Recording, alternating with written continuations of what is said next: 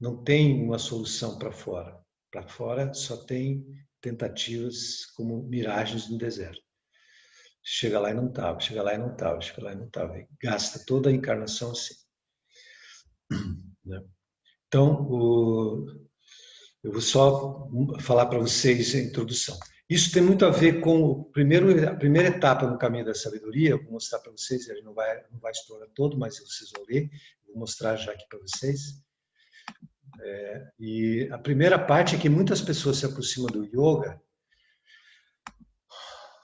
por necessidade ou por possibilidade identificada ou por uma espécie de busca, sim, sem muita razão racional.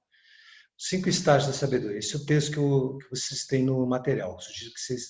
Eu acho que nem precisa mandar, mas eu posso até mandar para recordar vocês, porque está no material.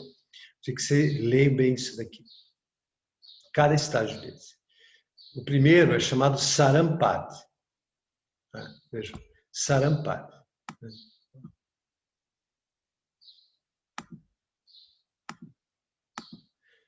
É aquela quando a pessoa começa. A motivação da necessidade, quando a pessoa precisa daquilo, por questões de saúde, por questões de vários tipos de nível de saúde, de estresse, questões psicológicas ou respiratórias, ou qualquer tipo de necessidade. Ela busca por necessidade, né? Ou ela busca por possibilidade, porque ela identificou que alguém se sente, alguém que ela conhece, está se sentindo muito melhor fazendo yoga, ela sente que ela sente vontade de viver daquilo, não é tanto por necessidade, mas que ela admitiu que ali é uma possibilidade que lhe interessa, ela achou interessante, né? Não por uma necessidade muito reconhecível imediatamente, mas ela entende que aquilo é uma possibilidade que ela quer explorar. E então ela vai por aí. E a outra é um terceiro tipo que é intuitivo, é com espécie de chamado. A pessoa sente que ela tem que fazer aquilo, mas não entende bem por quê. É muito curioso. Isso tem muita gente assim, né? Desde que eu dou curso de Kundalini, me lembro de muitos lugares que eu fui dar aula de formação. Que eu fui dar aula de formação, eu perguntava o que te trouxe para fazer o curso. A pessoa dizia, não sei, eu senti que tinha que vir. O outro dizia, não, eu sonhei que era para vir. E até teve o caso de uma moça uma vez, gente, que ela era uma garota bem assim, ativa, né, de festa, de rave, usava bastante droga nas festas e tal. Ela era muito ativa. Assim. E num lugar, numa época, numa experiência dessas, ela teve uma visão do Guru Nanak. E ela não sabia que era o Guru Nanak. Ela viu aquele ser, né, assim, que falou para ela: procure um lugar com esse nome, Nanak. E ela teve aquela visão daquele ser. E ela foi procurar na internet e achou Nanak, lá em Curitiba. Nanak Art. Ela foi. Quando ela chegou, ela viu um quadro do Guru Nanak que ela reconheceu que era a figura que tinha aparecido para ela numa visão. E aí ela começou a fazer curso de Kundalini, fez a formação de professor e depois foi morar na Austrália, eu acho. Mas, enfim, agora o curioso é que era uma pessoa loura, mas tinha uma cara de indiana muito interessante. Talvez noutra encadernação ela... É muito curioso, ela tinha uma cara de indiana, os olhos dela parecem aquele olhar dos quadros de indiana. No entanto, ela era loura. Então, é uma coisa assim meio inexplicável. Né? A primeira etapa é o Sarampadi. Então, no Sarampadi, vocês vão ler mais, mas no Sarampadi, você só começa, gente, esse aqui, ó, Saram, aquele que começa, só começa quando começa. Quando que começa? Quando você faz alguma coisa todo dia. Ponto. Sem isso, você não começou. Você está na sala de espera, para ver se entra na sala. Quando você começa a fazer todo dia, lá, vou fazer todo dia a respiração do fogo com a mão em cima da cabeça. Todo dia, 3 minutos. Pronto. Já falei disso outro dia, né?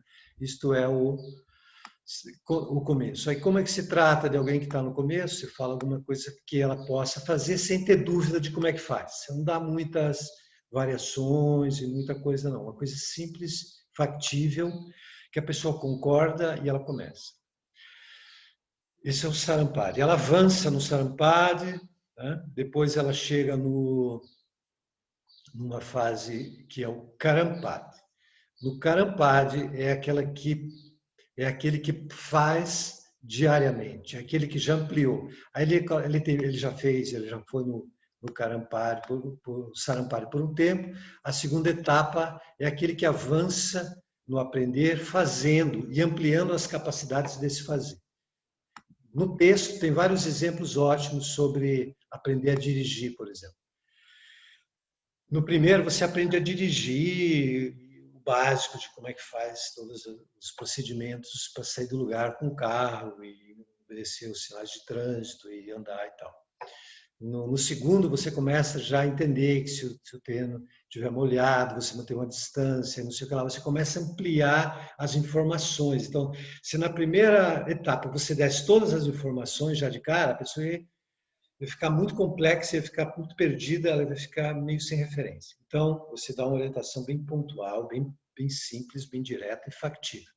Na segunda, ela vai avançar, ela vai ampliar suas capacidades, vai ver momentos em que ela pode adaptar, momentos que ela tem que levar em conta todo o contexto, né? Então vai aumentando a sua noção de realidade sobre o próprio fazer.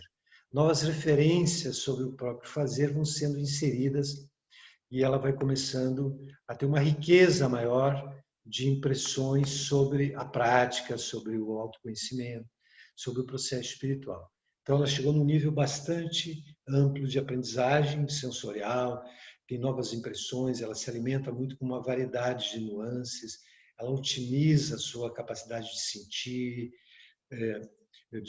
mesmo literalmente com os sentidos, o sentido interno do corpo, da respiração, do olhar, do ato de respirar, do ato de se mover, de tudo. Ela vai ampliando, ampliando, ampliando, vai usando melhor as técnicas, vai adaptando, vai fazendo a leitura das condições e vai ganhando uma grande aprendizagem que desemboca no Shaktipat. No Shaktipat ela já está tão expert, está tão sabendo, ela já está tão longe do que ela estava no começo, gente, que daí ela já pensa que ela sabe tudo. Ela pensa que ela já tem domínio sobre o saber. Porque ela tem realmente um certo domínio. Mas aí ela confunde. Shakti quer dizer poder. É o território do poder, onde a pessoa se sente tão longe já daquilo que ela estava no começo, tão melhor do que antes, tão mais claro tudo.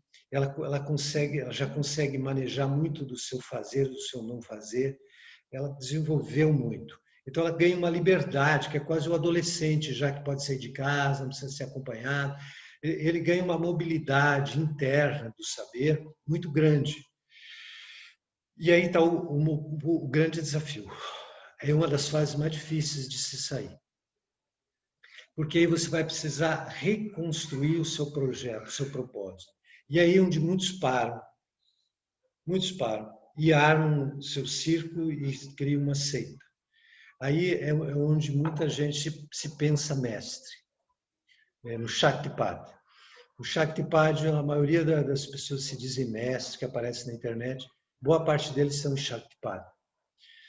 Eles andaram bastante no processo, eles desenvolveram uma certa capacidade de coordenar o próprio processo, só que aí, exatamente por isso, aí eles se perderam. Porque eles perdem a referência do que vem adiante.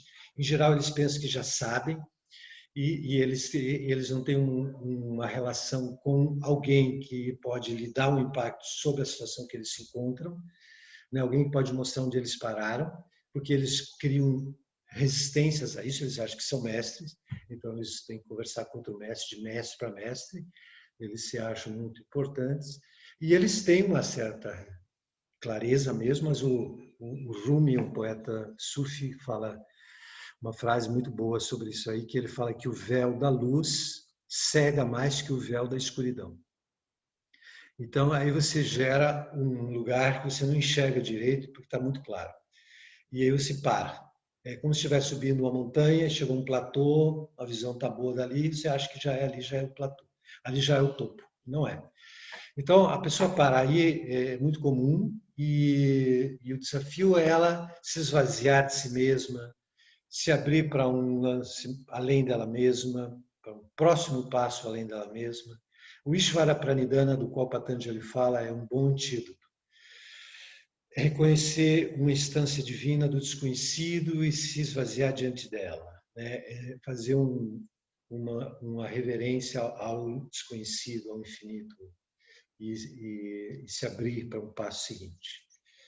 Isso é muito importante. Então, sempre a noção desse passo. Né? Na tradição das grandes linhagens, né, sempre o mestre se refere ao outro e com isso ele consegue escapar disso. E toda vez que surge alguém que se acha assim muito centro de tudo, e geralmente está em Shaktipada, mas ninguém vai lhe dizer, se alguém lhe disser, ele vai resistir. Se ele tiver a sorte de encontrar um mestre que lhe dá um choque muito forte e desconstrói, então ele consegue se dar conta e crescer. Tá? Tem muitas experiências aí. Eu tenho histórias boas assim de swamis lá da Índia. Tem uma história de um swami que tinha muitos discípulos já e que ele encontrou Krishnamurti uma vez e Krishnamurti estava sentado na beira de um rio e o cara chegou, reconheceu ele e começou a, digamos assim, implicar. É igual criança, né? Implicar com Krishnamurti. Tipo assim, você se perdeu no Ocidente, o Ocidente fez você se perder, você fala contra a tradição dos Vedas, não sei o que lá. Começou a falar essas coisas e Krishnamurti escutou ele e começou a falar sobre o que é o sagrado, o que se fala do sagrado, o que é o sagrado. E eles estavam no final da tarde, Krishnamurti começou a descrever a paisagem, enxergando o sagrado, e a vibração dele era uma vibração. Eu acho que alguém de vocês, eu acho que a Tânia comentou alguma vez, talvez que tenha conhecido o Krishnamurti. Eu conheci uma pessoa que foi uma vez, estava na Índia, foi numa palestra do Krishnamurti, e ela não entendia nada do inglês. E uma amiga que conhecia essa pessoa, ela encontrou com ela uns dias depois dela ter ido numa palestra do Krishnamurti, e a mulher chorava quase o tempo todo quando ela lembrava que enquanto ele falava inglês, ela entendia tudo dentro dela, sem entender o inglês. É como se tivesse um tradutor simultâneo na mente dela. E ela entendia o que ele dizia. E ela falou, estou entendendo o que ele está dizendo. E ela comentou com uma pessoa do lado, ele está dizendo isso, isso, isso. E a mulher falou, sim. E ela estava entendendo dentro dela o que ele dizia. Isso é chamado um siddhi, né? É chamado siddhi, é um poder espiritual atribuído aos Budas. É um poder espiritual yoga, vamos chamar assim. Enfim, que a pessoa pode ser entendida em qualquer idioma. Por alguém que estava em alguma frequência de sintonia alta. Enfim, ele começa a falar com esse Swami sobre o que é o sagrado, e o cara começa a entrar naquela vibração, e de repente eles aprofundam mais, e no final esse Swami reconhece que ele estava numa matrix espiritual. Super confortável, mas era uma matrix. E ele se dá conta, ele consegue sair nesse encontro. E depois, no dia seguinte, ele retorna para falar com Krishnamurti e leva seus discípulos junto. E ele tem a humildade de dizer e de conversar com Krishnamurti levando seus discípulos juntos. Então, era um cara real, sincero, que estava emperrado aí num pedaço do caminho e conseguiu enxergar e ir adiante. É muito interessante. Shaktipada, então, é um caminho que vocês vão estudar melhor ali, e é importante a humildade, né? Ao desvaziar-se de si mesmo para sair disso. E é muito rico, mas quando sai, se chega numa dimensão seguinte, que é chamado de Sahed-Pad, que é quando a coisa brota na intuição, Deus se começa a fluir a partir da alma, surge uma intuição, uma capacidade espontânea de identificar os ensinamentos e de ensinar espontaneamente, inevitavelmente, tudo que você fala, você aproveita os vários momentos concretos da vida para trazer algum tipo de ensinamento. Sua vida se torna naturalmente assim. E você se torna o Sahat, ou Sahed, que significa espontaneidade. O caminho da espontaneidade. E o grande passo do caminho da espontaneidade é o compartilhar. O crescimento no caminho da espontaneidade é um compartilhar espontâneo constante. O modo de não avançar para o último, que é o Satpad, é parar de compartilhar, é se fechar para a própria intuição, é reter esse fluxo espontâneo da espécie de transbordamento espontâneo que é o Sahaja-Pad, né? Mas quando alguém flui sempre aí no Sahaja-Pad de uma maneira espontânea, intuitiva, consciente, a partir daquilo que ela vivenciou, a partir daquilo que ela aprendeu, e continua aprendendo e descobrindo enquanto ensina, ela consegue passar para a última etapa, que é Satpad, que é a maestria sobre si mesmo, é o fluxo, também continua espontâneo, só que daí ele ganha uma espécie de inevitabilidade completa, digamos assim. E ele não pode deixar de o tempo todo estar vibrando e trazendo algum tipo de impacto que auxilia a quem estiver próximo a uma descoberta. Se torna um modo natural de ser mesmo e se instala definitivamente. São os 5 estágios. Começo pelo primeiro, que é fazendo coisas bem pontuais, bem simples. Então, a tarefa de vocês, gente, é ler esse texto. Esse texto é bem interessante. Vou dizer para vocês que esse texto ele serve não só para o yoga, ele serve para qualquer coisa que você for aprender. Se for aprender, sei lá, sobre qualquer área de estudo, você começa pelo começo e depois avança. Um dos problemas aí é quando você conhece muito de uma coisa e começa a aprender outra. E você quer transportar o teu saber de uma área para outra. Isso atrapalha. Quando você consegue se esvaziar para cada disciplina nova que você vai aprender, começar ali nessa abertura para o Sarampada, e aí você rapidamente anda. Mas se uma pessoa quisesse trazer o que ela tem de um contexto para o outro, aí não, às vezes sintoniza, às vezes não bate.